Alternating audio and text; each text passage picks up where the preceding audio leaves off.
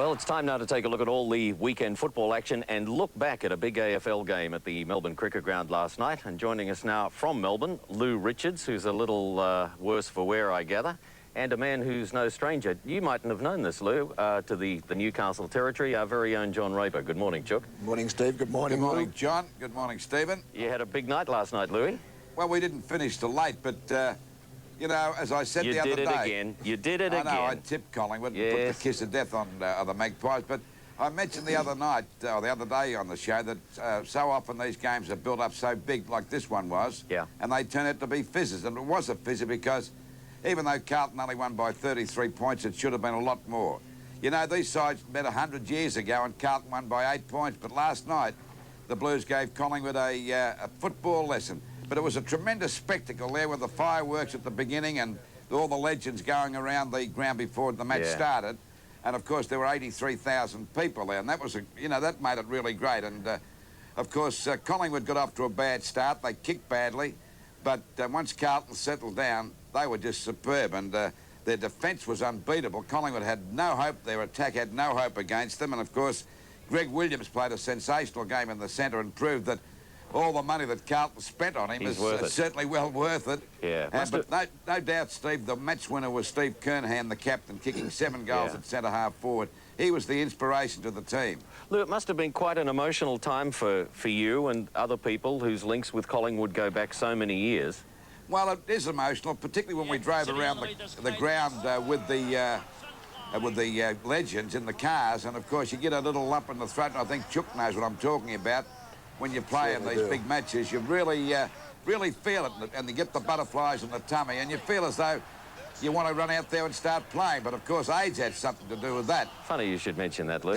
All right, well, look, that game, of course, is now, it's old news in many respects. Well, it is old news, and it's disappointing for Collingwood. Yeah, all right, let's go on to the other big game of the weekend, and that's Footscray and the Eagles.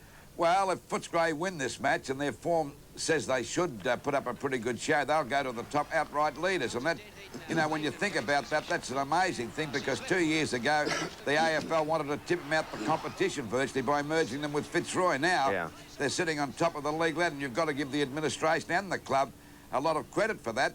But the big thing about playing over there in Subiac is a different thing playing at the Eagles here. And the Eagles haven't played well here the last 3 matches. But it'll be a different setup on Sunday, because they've got 3 of their star players coming back, Turley, Heady and McKenna, and that'll make a difference. I think that the Bulldogs will put up a great show, but they may be struggling to win this game, because it's about time the tables turned over for the Eagles. Now, I'm not saying who I put the kiss of death on, but... Gee, don't do that. No, I won't.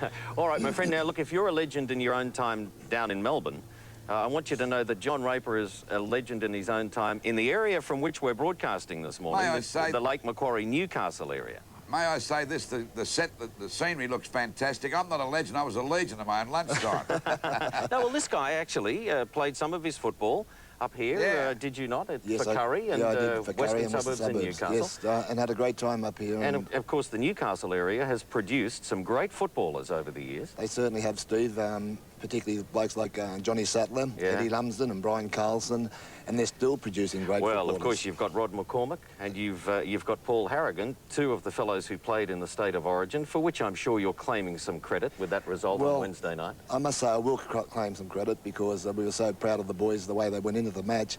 It was a really tough match, and from the first 10 minutes, Steve, I thought that we had a chance, mainly because... There were some big hits. Some big hits, and I knew our guys had played a very hard game against the country, and I would have thanked the country for that, and I knew they'd be tough enough to finish on late in the game. So you were saying that New South Wales was better prepared than Queensland? Most certainly. They hadn't had a hard game, and I was a bit worried at the end of the first half, because we were beginning to deteriorate. You were a bit? Yeah, we were. So was I worried. Yes, it was one of those things where they began to take control of the game, the Queenslanders. Yeah.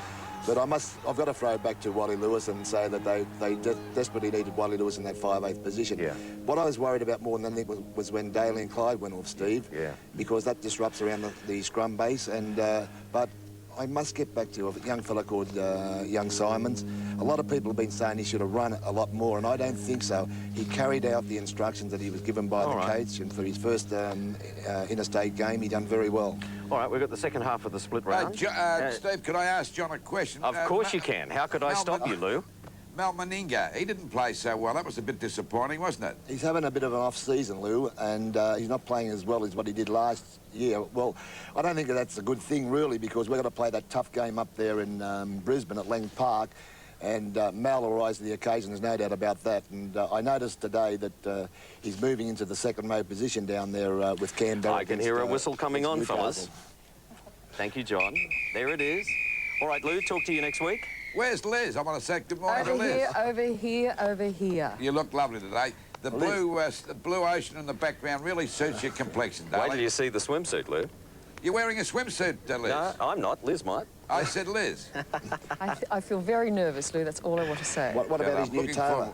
What about his new tailor? He's looking very splendid, isn't he? Magnificent. All right, Chuck, talk to you next week. Right, Steve. Have fun, Lou. Righto, Steve. See you, Liz. Bye-bye. See you down in the big games, Lou. You're lucky to get a word in right here, aren't you? More of the Today Show live from Lake Macquarie after the break, but first, if you're interested, John's tips for the Rugby League this weekend. Go.